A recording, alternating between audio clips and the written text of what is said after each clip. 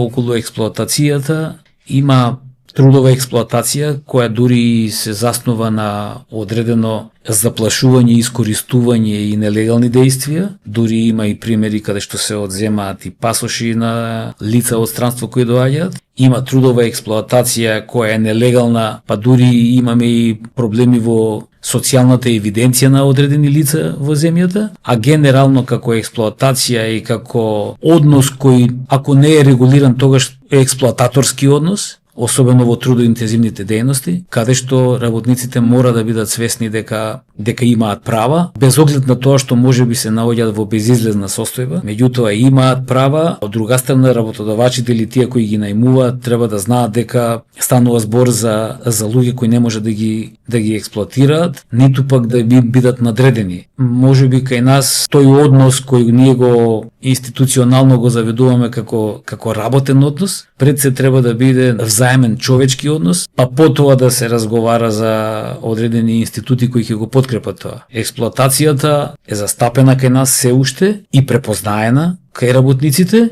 меѓутоа недоволно истакната и недоволно пријавена да бидат санкционирани од ние кои ја користат.